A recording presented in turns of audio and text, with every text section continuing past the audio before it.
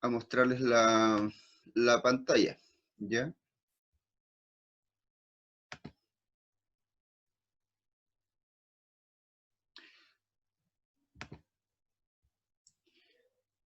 Ya voy a compartirles, ¿no es cierto?, en este preciso momento.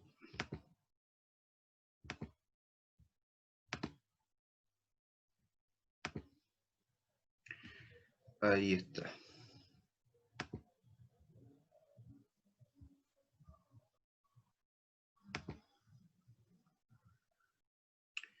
Déjenme organizar acá un poco.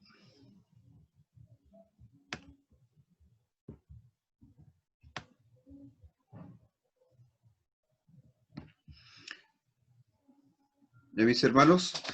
Bueno, lo que nosotros estuvimos viendo la semana pasada es acerca de, ¿no es cierto?, el mismo Mateo 6, pero vimos todo lo que era un enfoque general de lo que es Mateo 6, ¿ya?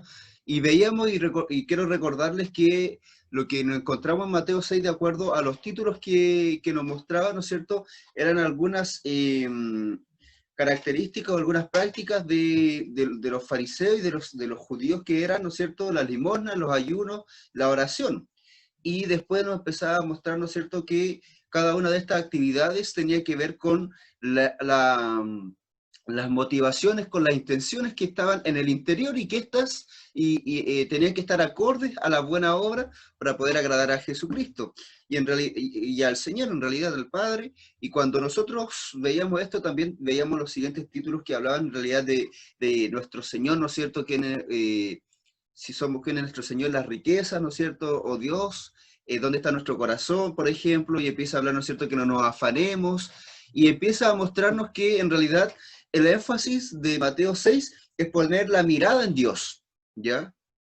Y no simplemente en las necesidades que tenemos acá, porque tenemos necesidades, pero el Señor puede suplirlo todo, y no necesitamos, ¿no es cierto?, estar ansiosos, sino que en realidad Dios lo puede suplir todo, y buscar al Señor, ¿no es cierto?, y mirarlo a Él, porque, por ejemplo, veíamos que los fariseos hacían ciertas cosas para obtener sus riquezas acá en la tierra, siendo que el Señor podía darnos también de una mejor forma todo lo que necesitamos, y era ahí donde el énfasis estaba al final puesto en nuestra intención, y que nuestra intención debía ser glorificar a Dios y entender que Él es quien nos da todo. A grandes rasgos es lo que estábamos viendo la semana pasada, ¿ya? Ahora, si ustedes ven acá, hermanos, si logran ver la pantalla, hay un fondo, ¿no es cierto?, que es un hombre y una mujer que están simulando, o es el trabajo de un artista, donde no simula, sino que está representando en la escena donde el Señor está junto a una mujer pecadora, ¿ya?, en el pozo, ¿ya?, en este pozo que es de Samaria, está con la samaritana, ¿ya?, donde Jesús, ¿no es cierto?, le dice a esta samaritana, su gran verdad, le dice que si él, ¿no es cierto?, le pide agua, y él le dice a ella, ¿no es cierto?, que si él le dice agua a ella, nunca más tendría sed. Y cuando ven esta imagen, lo que está pasando al final es que Jesús le dice, ¿no es cierto?, a esta mujer que ya 5 maridos ha tenido, ¿no es cierto?, y el que tiene no es aún su marido, sino que, y le dice, vete y no peques más. Al final está diciendo, arrepiéntete de lo que estás haciendo, y le presenta, ¿no es cierto?, de alguna u otra forma, se presenta a sí mismo como el Salvador, ¿no es cierto?, a quien tenemos que aceptar a raíz del arrepentimiento. Dice que esta mujer va y le cuenta a todos que había alguien, ¿no es cierto?, que le había dicho lo que ella estaba viviendo, ¿ya? ¿Por qué le muestro este texto? Porque hoy día vamos a hablar específicamente de Jesús, las limosnas, el ayuno y la oración. Se ven muchos temas, pero los vamos a organizar de tal forma que no vamos a ocupar tanto tiempo, sino que esto es de Mateo 6, del 1 al 18, y muestro esta parte porque lo que hizo acá Jesucristo fue ayudar a alguien, darle lo mejor que tenía, sin que nadie supiera. A diferencia de los fariseos, ¿no es cierto?, que las limosnas las daban mostrándolo a los demás, los ayunos los mostraban, ¿no es cierto?, no levantándose la cara, y la oración, ¿no es cierto?, la hacían frente a todos, queriendo mostrarle a los demás lo buenos que eran, pero Jesucristo, ¿no es cierto?, estando a una hora especial, ¿no es cierto?, donde nadie más estaba solo junto a ella, supo ayudar a esta mujer de una forma discreta, de una forma sencilla, y simplemente no con el afán de mostrarle a los demás, ¿no es cierto? Y ensalzarse a sí mismo, a pesar de que Él es Dios. Pero Él siempre glorificó al Padre. Así que hoy día vamos a ver esto. Este es un pequeño contraste de lo que nosotros estamos teniendo acá, ¿ya? Vamos a empezar con las limosnas, ¿ya? Vemos esto en Mateo, ¿no es cierto?, 6, del 1 al 4. Y cuando nosotros vemos Mateo 6, del 1 al 4, se los voy a leer yo para ahorrar tiempo, y quiero que si quieren hablar, vean alguna pregunta o algo así. Dice Mateo 6, del 1 al 4, dice: guardaos de hacer vuestra justicia delante de los hombres, para ser vistos de ellos. De otra manera, no tendréis recompensa de vuestro Padre que está en los cielos.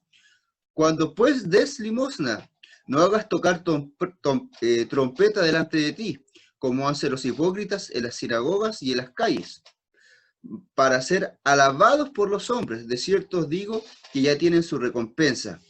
Mas cuando tú des limosna, no sepa tu izquierda lo que hace tu derecha, para que sea tu limosna en secreto, y tu Padre que ve en lo secreto te recompensará en lo público. Es, bueno, un pasaje sumamente interesante. Yo sé que para los cristianos este pasaje no es tan complejo de entender ni de interpretar, ¿no es cierto? Claramente nos damos cuenta que al final Jesús está primeramente reclamando a los fariseos, especialmente a ellos, a los fariseos y a los saduceos, porque la limosna desde el Antiguo Testamento, desde el principio, ¿no es cierto?, de las Escrituras, siempre ha sido avalada la ayuda a los pobres. Hay leyes judías que mostraban, ¿no es cierto?, la ayuda a los pobres de una u otra forma. Por ejemplo, ¿no es cierto?, cuando habían cosechas y sobraba parte de la cosecha, la gente pobre podía ir y recoger, ¿ya? Después de tantos años, ¿no es cierto?, la gente se le devolvía todo lo que había perdido, y siempre de alguna forma había una ayuda al necesitado. Entonces la limosna era algo constante en la vida, ¿no es cierto?, del judío.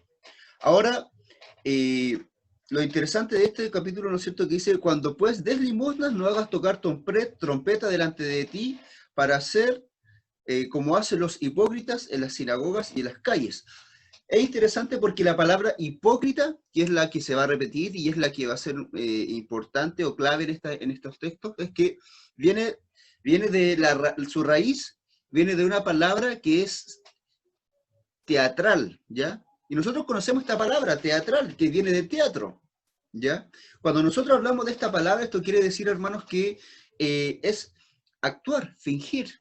Eso es ser un hipócrita, ¿no es cierto? Cuando nosotros hacemos algo que no realmente somos, ¿ya? Porque una cosa es hacer y otra cosa es el ser. Yo soy algo, ¿no es cierto? Yo puedo fingir estar y ser alegre, ¿no es cierto?, y hacer cosas alegres y no ser realmente alegre.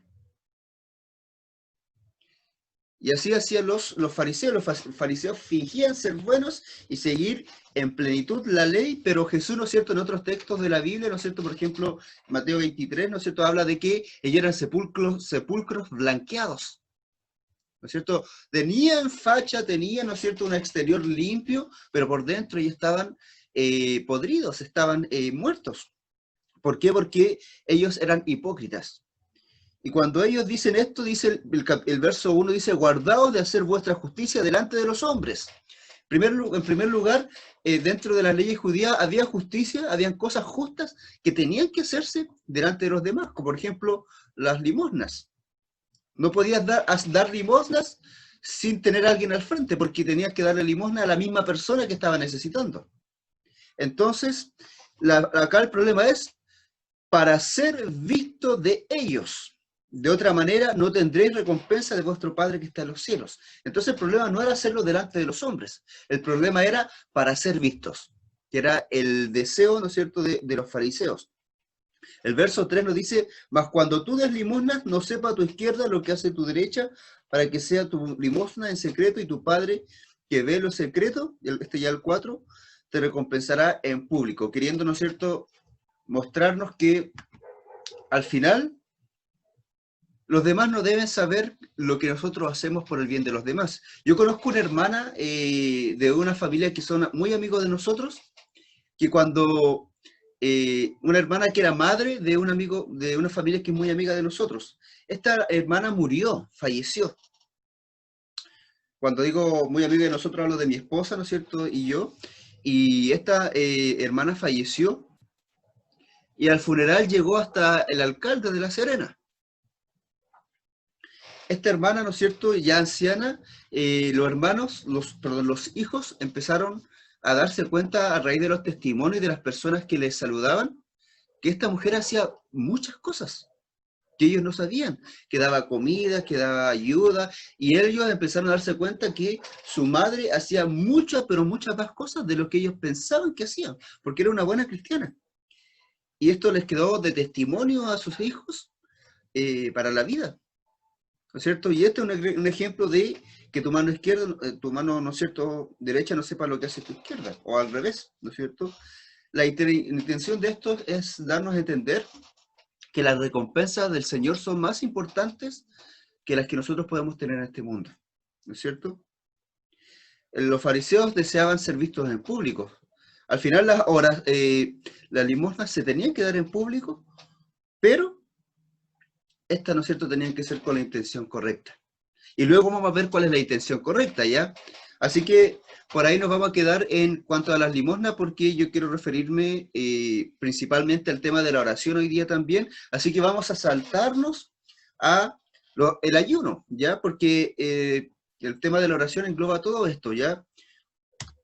Si nosotros nos damos cuenta, es muy ligado a a las limosnas, ¿no es cierto?, a las buenas obras, está el ayuno. Ya si nosotros vemos en el Antiguo Testamento, yo le hablaba que cuál es el verdadero ayuno que nos muestra, el profeta decía que era ayudar al pobre, ayudar a al huérfano, a la viuda, y esto tenía que ver, yo lo explicaba la semana pasada, con el tema de negarse a uno mismo por hacer algo que que es para el Señor. No negarnos, por ejemplo, a nuestra comida para buscar al Señor, ¿ya? Y el bienestar del Señor y el alimento del Señor.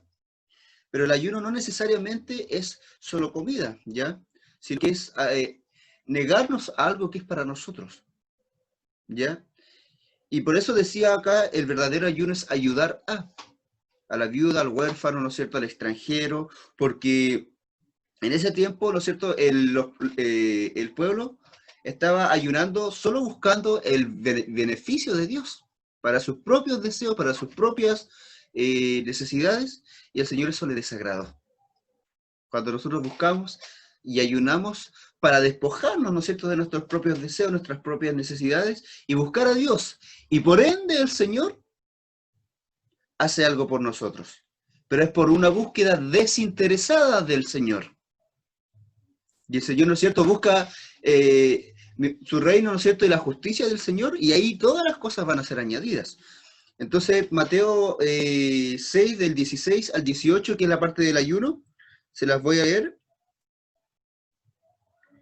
y dice así: cuando ayunes, no seáis austeros como los hipócritas. ¿Ven? Nuevamente habla de los hipócritas, porque ellos demudan sus rostros para mostrar a los hombres que ayunan. De cierto os digo que ya tienen su recompensa. Pero tú, cuando ayunes, unge tu cabeza y lava tu rostro, para no mostrar a los hombres que ayunas, sino que a tu Padre que está en secreto. Y tu Padre que ve en lo secreto te recompensará en público. ¿Ven? Es de alguna forma muy parecido al tema de las limosnas, pero acá lo que hacían los fariseos y los saduceos, y yo pienso que muchas personas más, eran que, ¿no es cierto?, al ayunar, ¿de qué forma ellos mostraban a los demás que estaban ayunando? Sino que era no arreglándose, no lavando sus caras, ¿no es cierto?, no ungiéndose. Y así las personas les veían y decían, está ayunando, mira qué mal se ve porque está ayunando. Entonces era un sacrificio y algo, entre comillas, loable, pero ellos no estaban buscando simplemente ayunar para agradar al Señor, sino que estaban buscando el reconocimiento y la gloria propia, la vanagloria, ¿no es cierto?, para ellos obtener algo. Dice, ¿no es cierto?, dice, pero tú cuando ayunes, este es el verso 17, unge tu cabeza y lava tu rostro para no mostrar a los hombres que ayunas. Dice, sino a tu Padre que está en secreto. Entonces, el mostrar el ayuno es para el Padre que está en secreto, ¿ya? A ese Padre, ¿no es cierto?, en la intimidad, porque uno cuando ayuna está de alguna forma buscando intimidad con el Señor. Y esa intimidad es la necesaria. Dice, y tu Padre que ve en lo secreto, te recompensará en público. Y esta recompensa muchas veces es mucho mejor, solo que los fariseos están buscando otra cosa, ¿ya? Nuevamente, como les digo, utiliza la palabra hipócrita, que viene del teatro, ¿no es cierto? Teatral, que tiene que ver, ¿no es cierto?, con el engañar, con el fingir, con el actuar.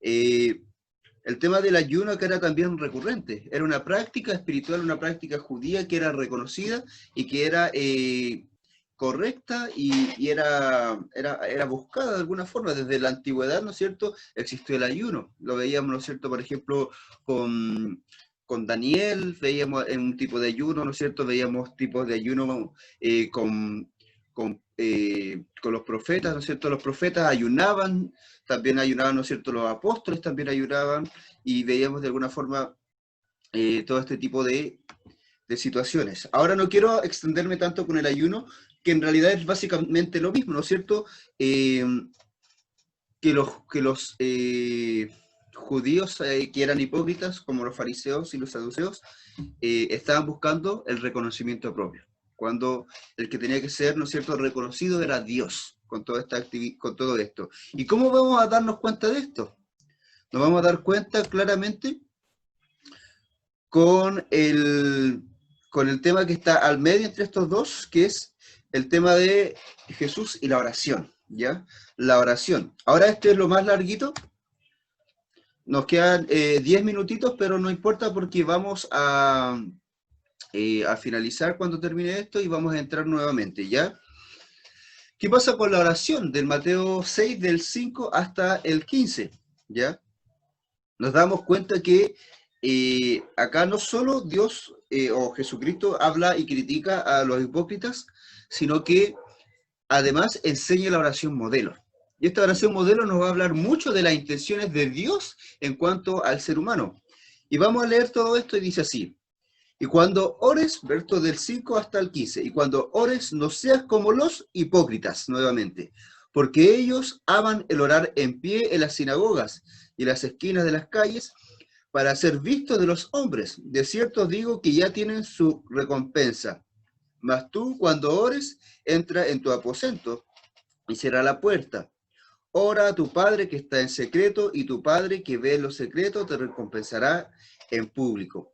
Y orando, no uséis vanas repeticiones como los gentiles, que piensan que por sus palabrerías serán oídos.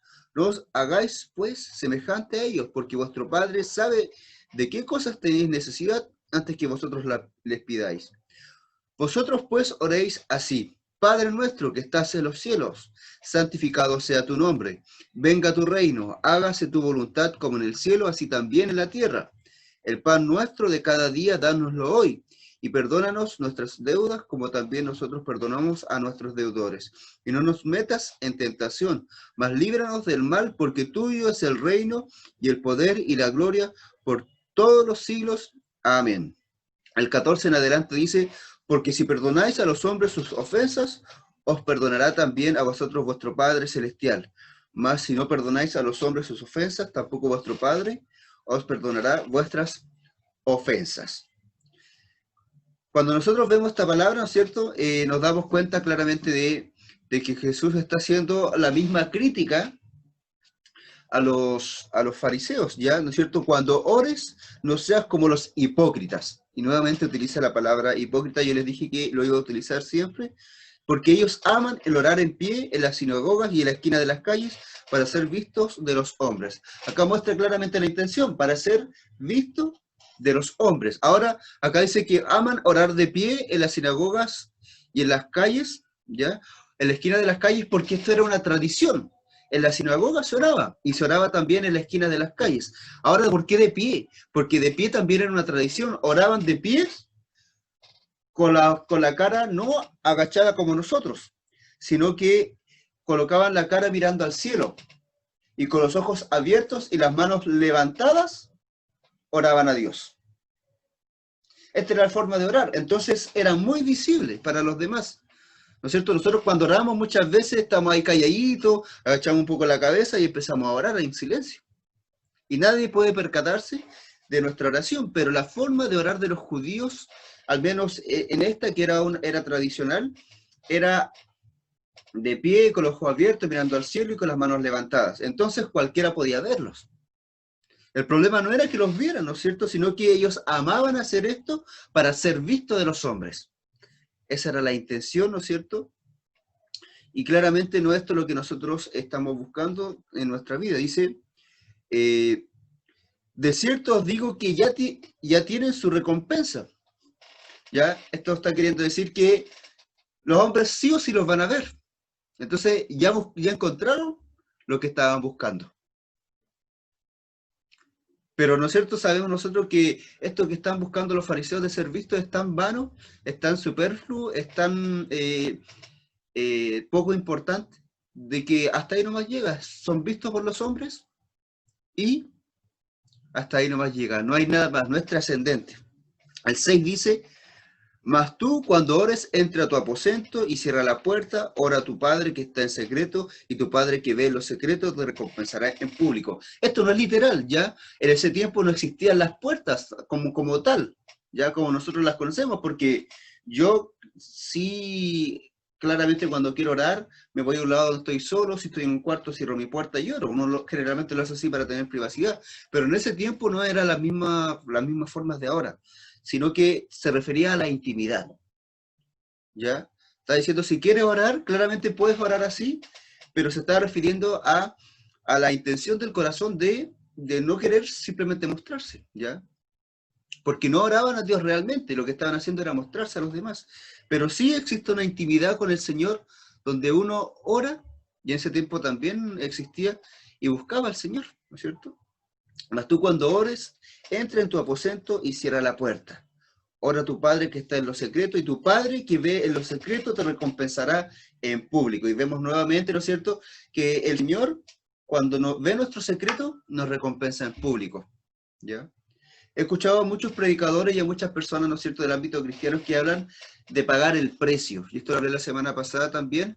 Cuando uno paga el precio, se está refiriendo a buscar al Señor en la intimidad, ¿no es cierto?, para poder ser usado por Dios, ¿ya? La verdad es que es un precio que hay que pagar porque tenemos que invertir tiempo, tenemos que invertir, ¿no es cierto?, nuestra intención, tenemos que alinearnos con Dios en cuanto a a buscarlo a Él, para realmente pagar este precio que que es importante y que además ¿cómo puedo decirlo?, es difícil de obtener porque muchas veces nosotros, aunque no lo queramos, buscamos a Dios interesadamente. Y vamos al Señor porque yo necesito esto. Vamos al Señor porque necesito esta otra cosa. Incluso vamos al Señor porque me siento alegre. Pero cuando vamos al Señor, simplemente para buscarle, sin obtener nada realmente a cambio. Solo estar con Él. Eso es un punto, ¿no es cierto?, importante que nosotros tenemos que tomar en cuenta. Hermanos, nos quedan unos 2 minutos, así que en cualquier momento se corta la reunión y tenemos que volver a entrar al link, ¿ya? Para poder seguir con lo que nos falta, ¿ya? ¿No es cierto? Dice, y tu Padre que está en los secretos te recompensará el público. Y el 7 dice, y orando, no uséis vanas repeticiones como los gentiles que piensan que por sus palabrerías.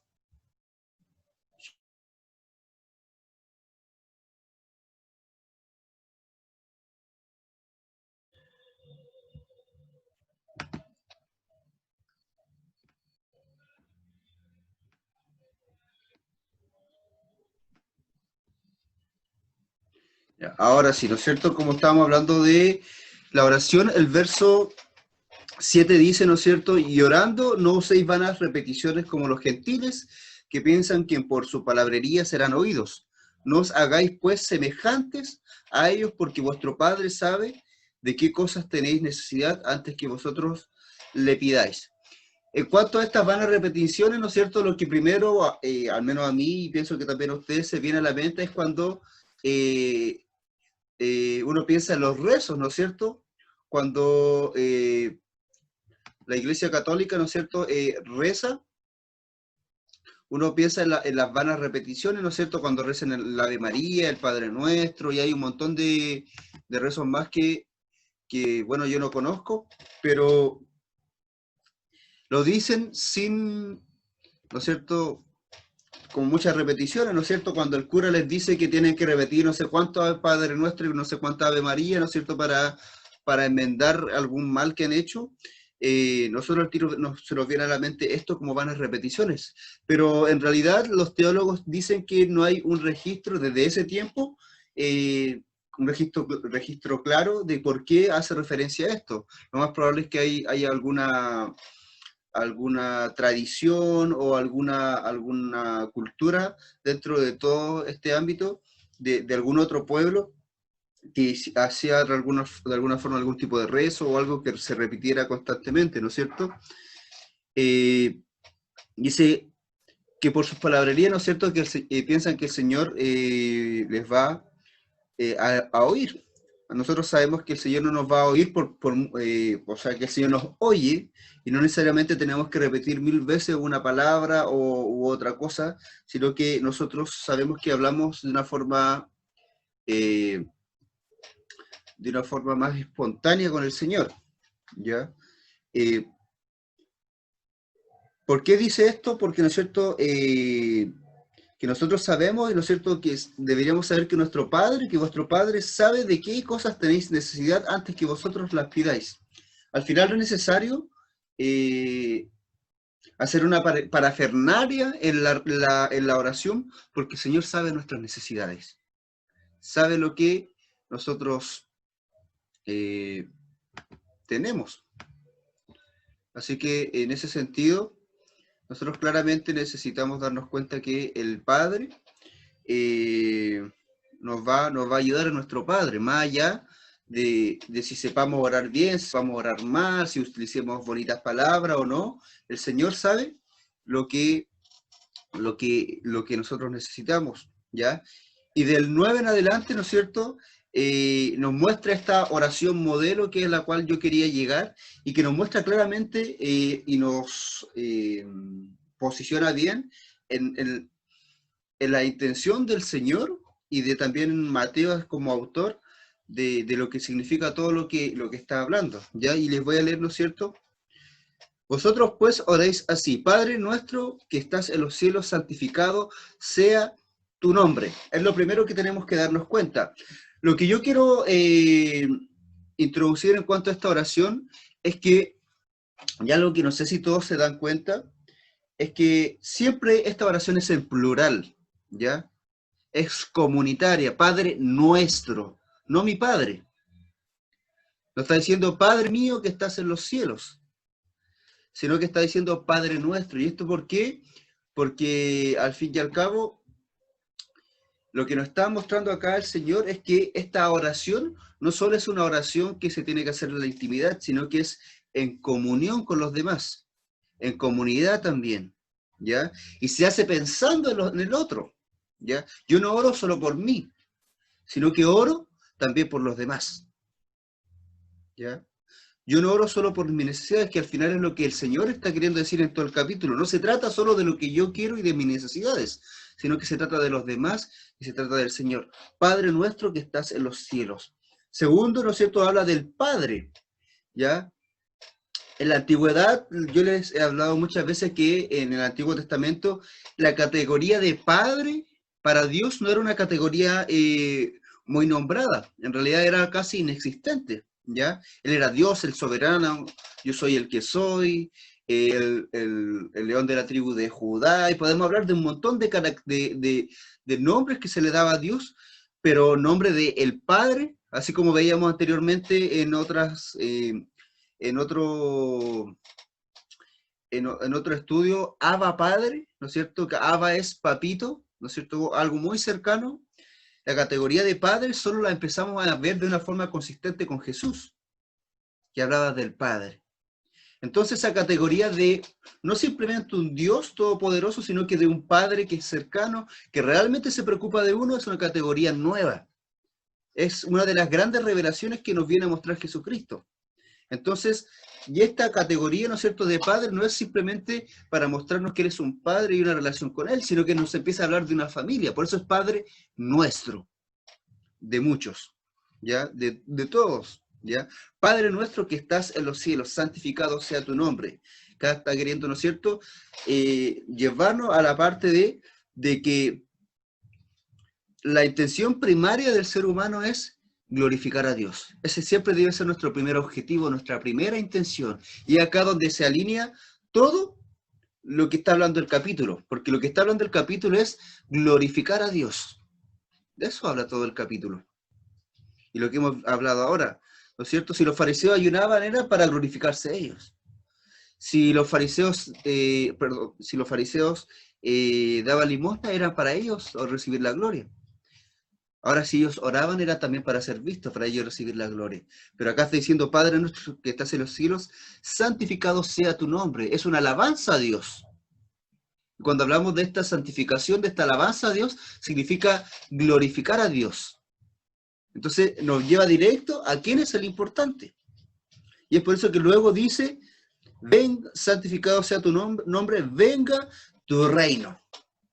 Porque cuando nosotros colocamos nuestra necesidad o nuestra intención, nuestro enfoque en Dios, después nosotros intuitivamente, ¿no es cierto?, instantáneamente, no solo colocamos nuestro enfoque en Dios, sino que colocamos nuestro enfoque en la voluntad de Dios. ¿Ya? Y cuando dice venga tu reino, significa que venga tu soberanía. El reino de Dios no es un lugar, como le he hablado tantas veces. El reino de Dios es una condición. El reino de Dios se establece donde se obedezca a Dios. ¿Ya? Si yo estoy obedeciendo a Dios en mi mente, entonces en mi mente está el reino de Dios. Si yo estoy obedeciendo a Dios en mi población, ahí se está entonces manifestando el reino de Dios. No es un lugar, sino que es una condición. ¿Ya? Por eso se habla del reino, venga tu reino. En otras palabras, que se establezca, ¿no es cierto?, que se exprese el reinado de Dios en nuestras vidas. ¿Ya? Dice, hágase tu voluntad en el cielo, así también en la tierra. ¿No es cierto? Este es un conjunto, ¿no es cierto? Que la voluntad de Dios se haga como en el cielo, aquí en la tierra. Y eso es que venga tu reino. A eso quiere referirse, ¿no es cierto? Porque hacer la voluntad de Dios, que se produzca la voluntad de Dios, Dios puede hacer su voluntad siempre. Pero el Señor también nos ha dado este libre albedrío de que nosotros tenemos la capacidad de obedecer la voluntad de Dios. Y podemos hacer, ¿no es cierto?, que venga del reino de Dios y hacer que no venga. No significa que no esté. Me refiero a que se manifieste. Porque el reino de Dios está. Porque Dios es soberano en todo lugar, ¿ya? Entonces venga tu reino, hágase tu voluntad, así en el cielo, también en la tierra. Y esto también tiene un acento un acento futuro, porque acá también los judíos, y especialmente el Señor está tratando de buscar esa parte donde ellos esperan al Mesías, para que el Mesías reine, este rey prometido, venga a nosotros tu reino, ¿no es cierto?, hágase tu voluntad. Solamente que en este momento los judíos no sabían, ¿no es cierto?, que era el mismo Jesús, que era este Mesías. Entonces, este venga tu reino también tiene que ver, ¿no es cierto?, con el deseo de la salvación. ¿Ya? Solo que ahora nosotros entendemos un poco de mejor forma que en ese tiempo a qué se refería el Señor. Dice el 11, el pan nuestro de cada día, dánoslo hoy. Y cuando hablamos acá del pan nuestro de cada día, ¿no es cierto?, hace mucha referencia al Antiguo Testamento. Recordemos que Mateo está hablando a los judíos y no a los gentiles. Entonces, cuando habla de los judíos, está refiriéndose a todo lo que los judíos pueden tomar como algo cercano. ¿ya? Y este pan nuestro de cada día, dánoslo hoy, se refiere mucho, ¿no es cierto?, al maná. Y dentro de las categorías de las traducciones, la palabra pan no se refiere tanto al tema espiritual, aunque nosotros sabemos que sí tiene relación, sino que realmente a la comida que necesitamos día a día, como el maná. El pueblo de Dios sí necesitaba alimentarse físicamente y recibían el maná. Pero ese maná, ¿no es cierto?, solo servía un día. Y al siguiente estaba, ¿no es cierto?, inservible. Dentro de la tradición judía, ¿no es cierto?, todos los días se hacía el pan, y un pan que después de la noche ya estaba duro. Entonces al siguiente día también se hacía nuevamente otro pan en la mañana, y así tenían constantemente renovando el pan, y tiene esta categoría de que el pan lo da el Señor, el alimento, el sustento lo da el Señor. Sabemos nosotros que espiritualmente, y la Biblia habla de este maná, que también era espiritual para nosotros y para el pueblo también, el Señor también lo da cada día, ¿ya? Busquemos al Señor cada día, porque el Señor tiene algo nuevo que darnos, al igual que el alimento, ¿no es cierto? Dice, el pan nuestro de cada día, dánoslo hoy. El 12 dice, y perdónanos nuestras deudas, como también nosotros perdonamos a nuestros deudores. Esto es interesante porque pareciera ser un ejemplo difícil, porque pedirle al Señor que nos perdone nuestra ofensa como nosotros hemos perdonado a otras personas es como decir, ¿y cómo podría pasar esto? Si lo más probable es que todos los que estamos acá en algún momento hemos sido incapaces de perdonar. Entonces nosotros no mereceríamos perdón. Pero al final lo que está queriendo decir esta palabra es que el ser humano, en su categoría de nueva persona, está desarrollando el poder perdonar a los demás. Es una característica del cristiano, el ser capaz de perdonar a los demás, ¿ya? Entonces, cuando nosotros estamos viendo esta situación, está queriendo decir, Señor, perdóname, porque yo de alguna forma he entendido tu perdón, y he entendido que yo también puedo perdonar a los demás. Ahora vemos también en la tradición judía que es un desafío, porque dentro de las leyes judías el perdón se daba, pero el perdón también se producía a raíz de ciertas cosas. Por ejemplo, si alguien asesinaba a otra persona, la otra persona también tenía que ser asesinada o pagar un precio similar a lo que había al castigo, y entonces ahí realmente era saldada la deuda. Y entre comillas había un perdón. Pero acá el Señor está mostrando una nueva categoría, ¿no es cierto? Donde nosotros perdonamos y donde el Señor nos muestra perdonar, y es ahí donde el Señor nos perdona. Sabemos que el Señor nos perdona nuestras deudas, pero la verdad es que el Señor también espera que nosotros perdonemos a los demás. Y esa es una realidad. Y si no lo podemos hacer ahora, en algún momento vamos a tener que aprender a hacerlo. Y el Señor, yo creo que nos va a llevar a poder entender esta verdad. ¿Ya? El 13 dice, no nos metas en tentación, mas líbranos del mal. ¿Ya? Porque tuyo es el reino, el poder y la gloria. Queriendo mostrarnos, hermanos, que cuando vemos esto, ¿no es cierto?, está queriendo decir que no nos metas en tentación, no está queriendo decir que, por favor, Señor, no nos tientes. No se trata de eso. La palabra dice que el Señor no tienta a nadie. Está queriendo decir que, por favor, Señor, líbranos de las situaciones en las cuales nosotros podamos ser tentados, porque las tentaciones vienen del corazón. Y cuando nosotros nos damos cuenta de esto, está queriendo decir que nosotros necesitamos la ayuda del Señor. Hay algunos autores que relacionan, por ejemplo, el pan nuestro de cada día, dánoslo hoy, con líbranos, ¿no es cierto?, de la tentación. No nos metas en tentación. ¿En qué sentido? En que el Señor de tal forma nos provea todo que no seamos capaces de ser tentados a hacer algo a raíz de nuestras necesidades. Hay algunas personas que relacionan estas dos frases de la oración. Y cuando nosotros vemos cada una de estas cosas, nos damos cuenta que el Señor tiene la capacidad de librarnos, ¿no es cierto?, de ser tentados, dice, porque tuyo es el reino, el poder y la gloria. En otras palabras, del Señor es todo. Entonces, como del Señor es todo, el Señor es el Señor de todo, puede librarnos de todas estas tentaciones. ¿Ya? También muestra acá claramente el deseo de no ser tentado, porque otra cosa sería el buscar las tentaciones. Pero acá está mostrando también en la oración modelo el deseo del ser humano y del cristiano de no ser tentado, ¿no es cierto? Y de ser librado del mal. Porque debemos entender, hermanos, que acá también nos está mostrando las intenciones del corazón, las intenciones que realmente el ser humano, el cristiano, debiese tener. En contraste, ¿no es cierto?, en tensión con lo que nos está mostrando de los fariseos, que están queriendo buscar, ¿no es cierto?, cada estas situaciones para vanagloriarse, ¿no es cierto?, y están buscando la tentación y están cayendo en ella y están haciendo todo lo que los muestra acá la palabra. Dice, mas líbranos del mal porque tuyo es el reino, el poder y la gloria. Y termina, ¿no es cierto?, diciendo estas cosas, porque tuyo es el poder, el reino y la gloria. Empieza glorificando a Dios y termina glorificando a Dios. Por los siglos de los siglos. Amén.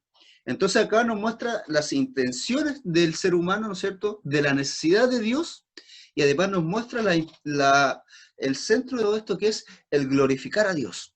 ¿Ya? Si yo les muestro el tema de la oración modelo al final, ¿no es cierto?, como viendo el tema de la limosna, ¿no es cierto?, del ayuno y de la oración, es porque esta oración modelo nos muestra el deseo de Dios de cómo es o debiese ser el ser humano también, cómo es la intención de Dios de la relación del Dios, porque veamos que la oración es un claro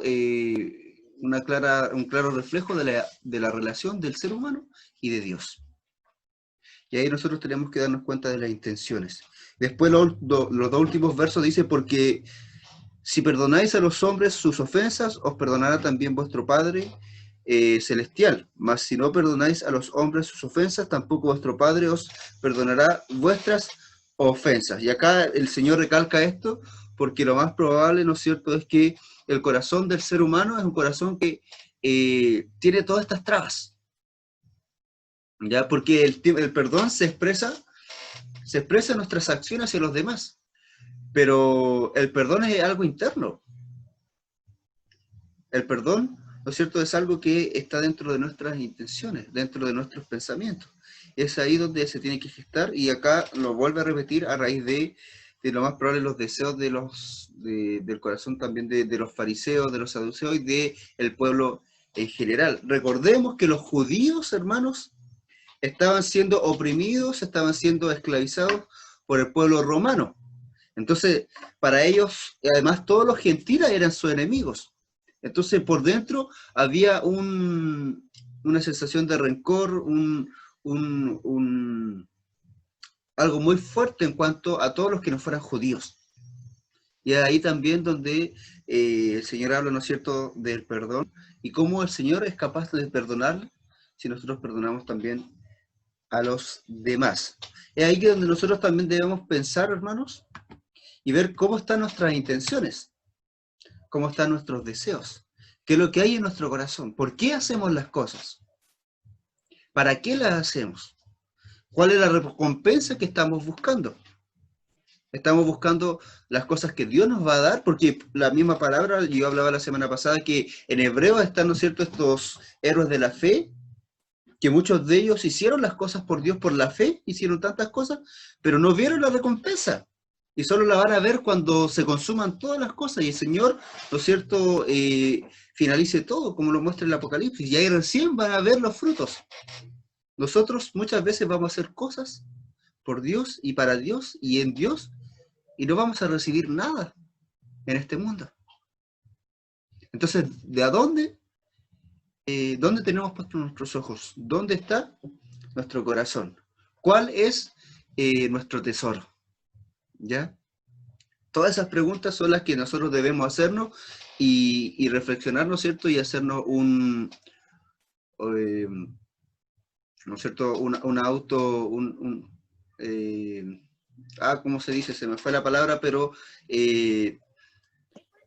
hacer una Un radiografía, autoanálisis. un autoanálisis, gracias mi hermano, ¿no es cierto?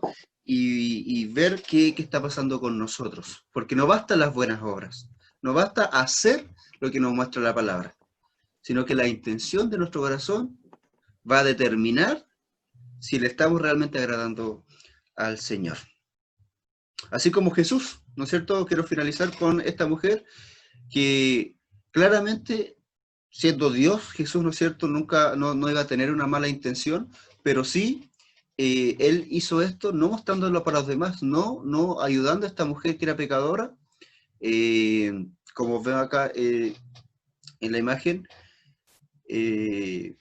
por encontrarse, ¿no es cierto?, por encontrar a los demás, sino que estaba ayudando a una samaritana. Y lo único que iba a encontrar de ayudar a esta mujer, de mostrarle el Evangelio, era crítica, ¿ya? La recompensa es una recompensa espiritual, celestial. Para esta mujer la recompensa era la salvación. Para el Señor la recompensa iba a estar en los cielos, ¿ya? A la diestra del Padre glorificado, ¿ya? Así que eso pues mis hermanos, quiero saber si hay alguna pregunta, quiero saber si hay algún comentario, ya para ir finalizando. Mi hermana Delfina, ahí tiene que desbloquear. Aquí. Sí, mi pastor, aquí, por ejemplo, en el capítulo número 7 dice, y orando no uséis vanas repeticiones, dice, como los gentiles. Es como que él está hablando no a los judíos, sino que como a los gentiles. O sea, que no hicieran lo que hacían los gentiles. Me da la impresión que fuera así, porque como él lo dice aquí, como los gentiles, dice. Piensan que por su palabrería, dice así, serán oídos. Yo pienso que puede ser así, como usted igual decía, los gentiles, o sea, eran personas que no creían realmente en Jesús. Pienso que puede ser eso, que él estaba hablando de los gentiles. Sí, gracias hermana, sí. Estaba hablando específicamente de los gentiles, pero no hay registro de alguna tradición donde se repitieran como rezos como nosotros ahora conocemos de los católicos. Pero sí claramente habla de los gentiles y de alguna tradición, ¿no es cierto?, donde ellos usaban muchas palabras como para mostrar alguna cosa. Ese era como el ejemplo que querían dar. ¿Alguna, ahora nos sirve a nosotros? ¿Alguna otra, en la actualidad? ¿Alguna otra pregunta o comentario?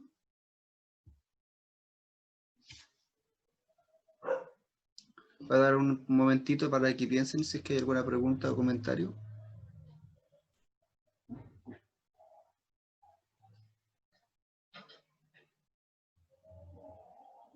Ya, si no es así, ¿no es cierto? Vamos a finalizar orando. Ya, hermanos.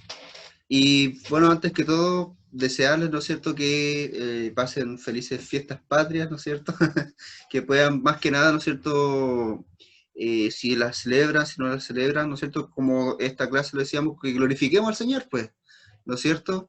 Y también pienso que lleva una buena oportunidad para poder disfrutar en familia y para poder estar en comunión. Así que oremos, pues, hermano.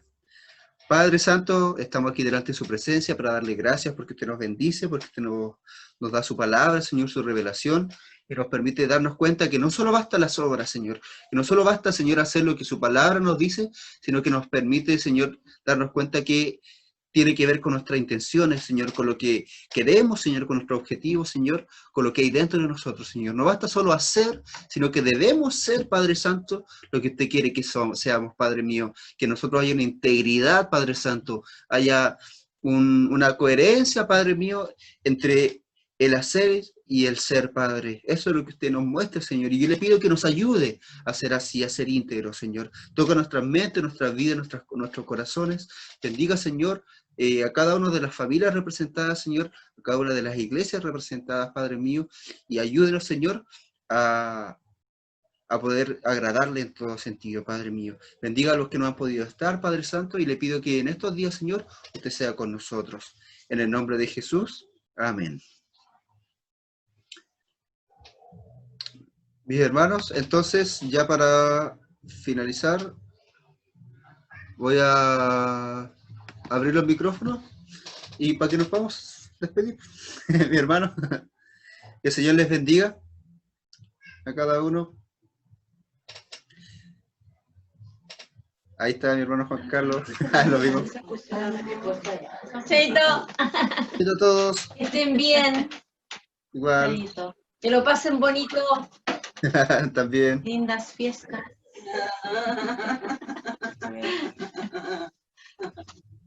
Ahí. Ven, para acá, Juanito, ven, para que se vea un ratito. Ahí están todos ahí. ¡Vamos tú! ¡Vamos para allá!